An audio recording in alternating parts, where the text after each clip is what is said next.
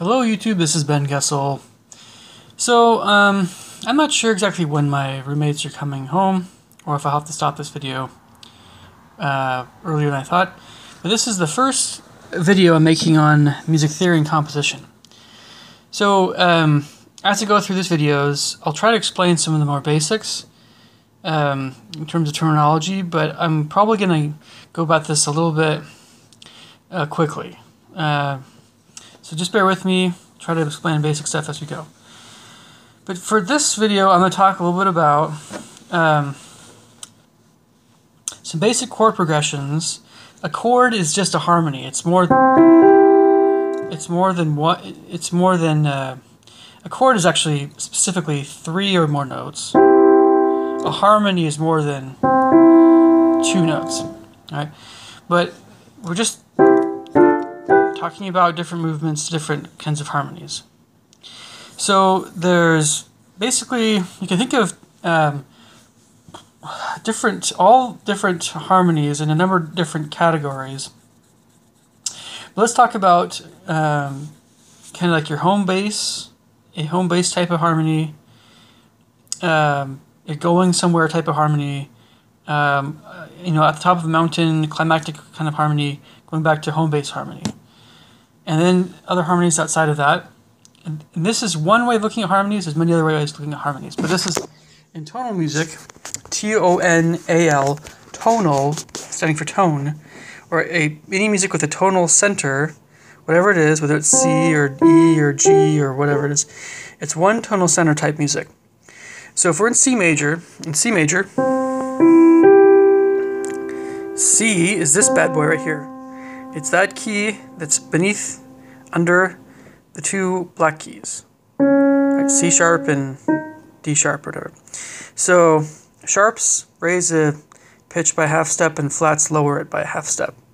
If you have any questions, let me know about it. Again, I'm going kind of quickly through some of these basics. And I'm going to go through more basics and that sort of thing with each video. But if you have C, if C is your home bass note, if you're basing all your music around it, if this is the tonal center, we call it, the tonic, right? You can have a 1 chord. 1 is this guy in C. You can have this as your home bass, which can also be exchanged with the 3. It's just the 1, 2, 3. It's the triad. A triad is a chord with 3 or more notes. Well, actually, no, sorry. A triad specifically is just 3 notes. 3 notes that are separated by thirds. This is a third. Right, you're skipping 1 white key in there with a third, roughly. So the one chord in C is exchangeable with the 3 because they share 2 different notes. You combine those 2, you get a nice pretty C major 7 chord. Now that 3 is also exchangeable with the 6 because that 6 chord, starting in A, has 2 common tones, 2 pitches in common with C. So the 6, the 1, and the 3 you can all use in place of each other. Right? They're all exchangeable, interchangeable. Then you can have, as a going somewhere type of chord, let's say a 2 chord. Right? A D minor. It's minor because that third is lower. It's not this guy. It's this guy. We're just using the white keys for this time around, just for simplicity's sake. So this is a 2 chord in C because it's the second pitch in C major.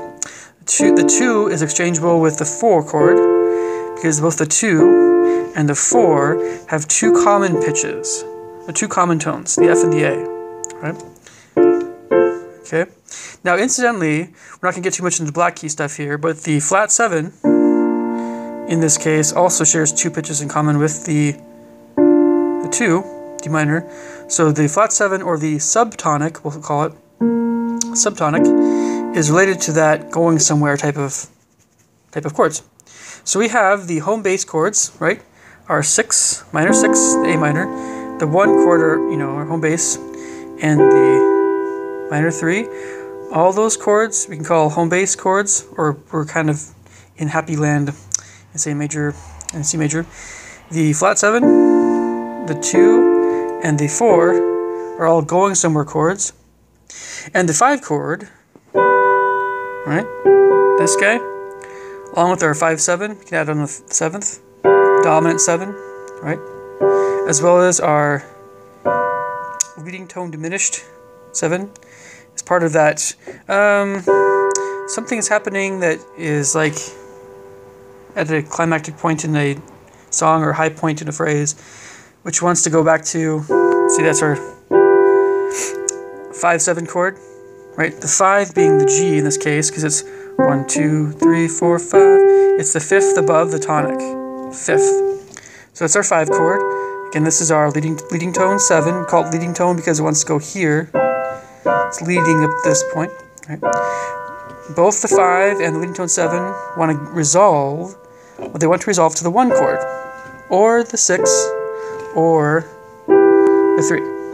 Okay. So just to sum up here, we're just talking about how we can use chords in one way. We can use chords kind of in a home base, going somewhere, and high point, you know, are we going to go home, we're going to go somewhere else type of chords. As well as we can consider all other chords in this case to be non-functioning chords, right? Or they can function, but you can use them in many different ways. An A flat, a flat 6 in this case, how would we use that? How would we use that major harmony in this case? Well, we can go to maybe our, you know, sure, but that guy could also go to this guy, right? Or it could go to, you know. So some of these non-functioning chords, they still work really great. We can use them all the time, and we love them because they help music become more hard to know which way it's going to go, what's the next chord coming up. But that's just a very basic. That's a very, very basic way of looking at chromatic harmony. Chromatic meaning using every single note in the chromatic scale, or every single white and black key within the octave. Octave being same note letter, different actual pitch. Call that an 8th, right? Or that's the 13th half step. Basically, if we have 12 tones, we have 12 tones within the chromatic scale. 1, 2, 3, 4, 5, 6, 7, 8, 9, 10, 11, 12. The octave is the 13th of these notes.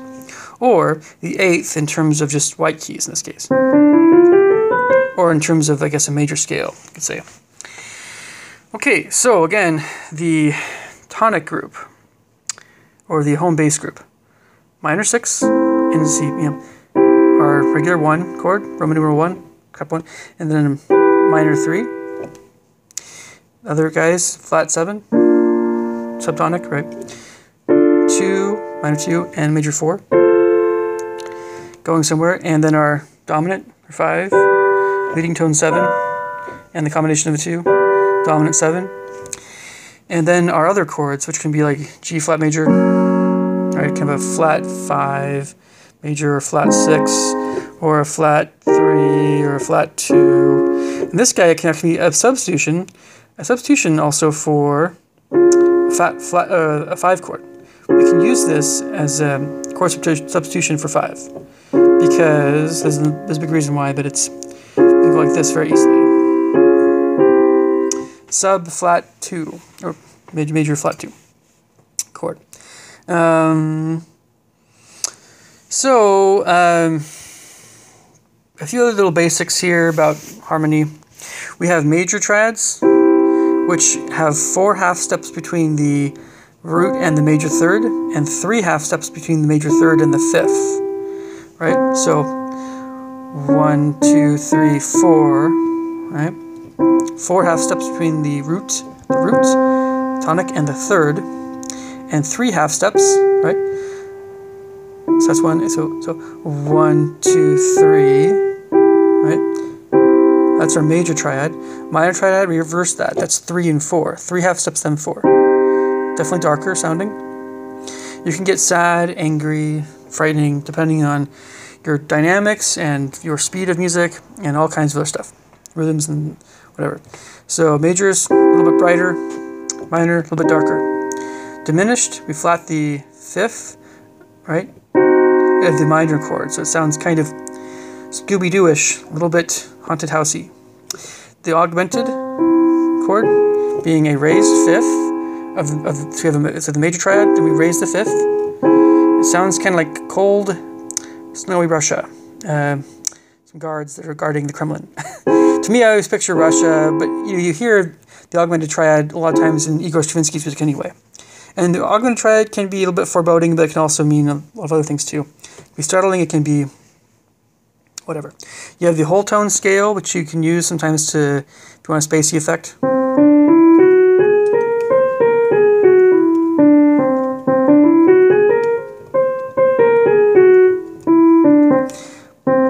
Sorry, just trying to get this.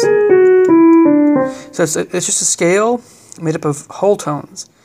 It only has 6 pitches as opposed to 7, the 7 in major, minor. This is the major scale. Right, we use that. And by the way, when you're creating melodies, your knowledge of scales being a series of pitches within the octave, that is a scale. A scale is a series of pitches within an octave. Your melody is directly related to scales, whatever scales you're using. And the kinds of harmonies that you'll use are often very associated with the scales as well. Or you use different scale. Well, so this is in C major, right? We're basing it on the first scale step, which is our tonic. The 2, that's the second scale step, and the second scale, the second scale step in C major, which is a D minor. Okay, third scale step, E minor. 4 is major. 5 is major. 6 minor. 7 diminished. And tonic. Yeah, right. So your melodies and your scales are directly related, as well as the harmonies you'll use will be very related also to, what you're doing with your scale. Your melody, you want your harmonies you're using with the melody to have common tones. You want some common tones between the melody and the harmony. If you have some clashy stuff, a lot of minor seconds or minor ninths, I guess you could say, you can do that. It's just going to sound very clashy and dissonant. It just depends on what you want, of course. So you have minor scales, of course, which is a flat third, flat 6, and flat 7 compared to the major scale. So I'm just flattening the third, flattening the 6th and the 7th. Now you can also have harmonic minor, which raises the 7th, which sounds more Middle Eastern. And you can have a melodic minor, which changes direction on the way up versus way down. Sorry.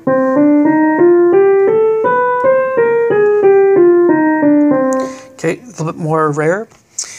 We call that harmonic minor scale harmonic minor, by the way, because with the 5th chord within C minor, the third of the 5th chord is the major 7 over in the C minor.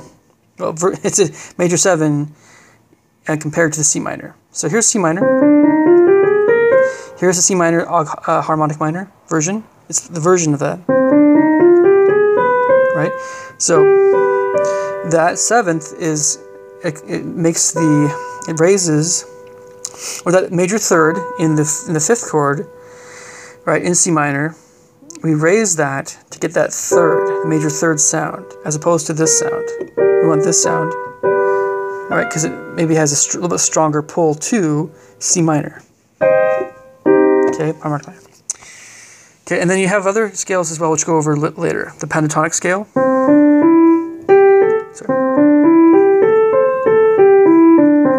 Very East Asian, very African, or American Indian, or what have you. It's all over the world.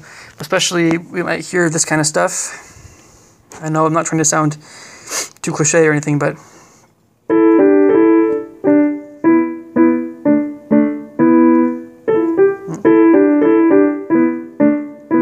obviously it sounds, I know, kind of Chinese.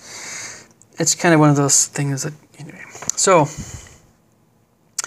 of course, when you hear this kind of stuff,